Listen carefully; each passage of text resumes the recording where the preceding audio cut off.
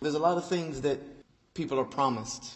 You're promised a good job if you go to school. You're promised good pay if you get that good job. You turn on the TV, I don't know how many promises you might see a day. You're promised that if you sign up for this service, you'll get this month's free, and there's all kinds of promises that are delivered to people these days. And that's part of the marketing of this life, is trying to sell you something. Everybody's always trying to sell you something by making promises. Allah Azza wa Jal has tried to sell us something by making us promises. He's sold us Jannah by giving Him back our free will and doing what He wants us to do with our lives. He's promised us hell if we refuse that offer. But there's one thing He's promised every single human being. It doesn't matter where they come from, what country or what land you came from. Doesn't matter what language you speak. Doesn't matter how rich or how poor you are.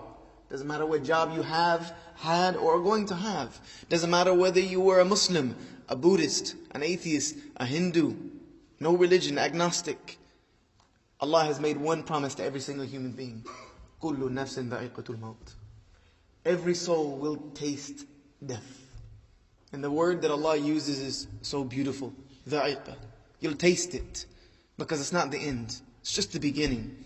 Death is only the beginning. But it is a promise that Allah has made to every single human being, that you will end this little phase in this dunya, which means nothing.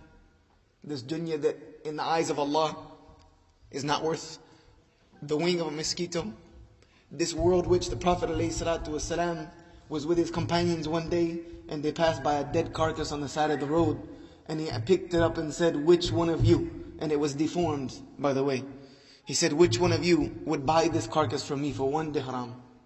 They said, "Ya Rasulullah, none of us would take it even if you offered it for free." He said, "Know that this world and everything that is in it means less to Allah than this dead carcass means to you."